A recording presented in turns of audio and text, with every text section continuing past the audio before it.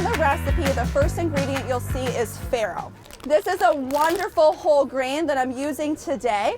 This is something you can get at any local grocery store. This is a wheat product. So if you have celiac disease or you are gluten intolerant, may not be the right grain for you. You can sub brown rice or quinoa. If you cook up 1 cup of the raw farro, it yields around 3 cups. So if you have some leftover grains in your fridge, you will need around 3 cups. So I'm gonna put all of this in my bowl here. We're gonna start building the base of our salad. So 3 cups of farro in the bowl here. The next ingredient on your list that you'll see is our root vegetables. This can be any amount of root vegetables or type of root vegetables you want. You do want to start with 4 cups of the raw root vegetables that are diced. I use a mixture of carrots, wonderful carrots. I think we all know about carrots. With the carrots, you can either peel them or not. Really depends on your preference. Make sure you give them a nice little scrub though first. Cut them up into nice diced pieces, good to go. I'm also using parsnips. So all of you who are here get to try it today with parsnips. Parsnips also do not need to be peeled. Just do a nice little scrub. As you cut your parsnips, I'll do a quick little demonstration here.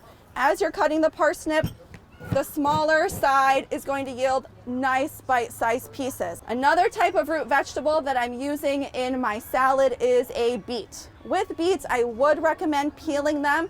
The outside skin is not really everybody's favorite, right? A little bit fibrous, more fiber the better, but nice to peel it. Another root vegetable that you'll see in the vegetable salad is butternut squash. A lot of people are intimidated by a butternut squash, right? It's really heavy. We're kind of scared we're gonna cut ourselves when we cut into it.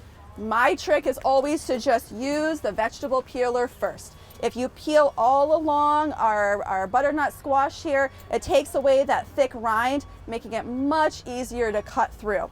You do need to remove those seeds. You can put them on a cookie sheet and roast them and snack on them. That's fantastic, but you don't want to bake it all together with that. You'll see on the recipe that you want to preheat your oven to 400 degrees and bake those root vegetables for around 20-25 minutes. With this recipe, it is something that you can enjoy warm or cold. I'm going to add in my cooked root vegetables. So in the recipe, we start with 4 cups. As we cook them, a lot of that moisture evaporates and we're left with around 2 cups of the roasted vegetables. Carrots, beets, parsnips, sweet potatoes also in here. So I'll mix that all together. And how beautiful does this look, right? All the flavors and colors of the season. The next thing I'm gonna add in, which is the base of the recipe, is chickpeas. Not quite a seasonal ingredient, but something you can get everywhere, right? No salt added chickpeas. When you are doing the chickpeas, you do want to drain and rinse them. In this dish, we don't want to have any of that extra liquid left over. So drained chickpeas into my bowl here. Keep layering it up. Now, one thing you want to make sure in this recipe to do is to keep some of the liquid from the can of chickpeas. The last plant I'm going to add into my dish is an apple. So we'll simply do a nice dice on the apples, also including the skin. If you want to, if you're scared about the skin for pesticides, just get the organic apples. In terms of the dressing, the first ingredient is that leftover chickpea liquid.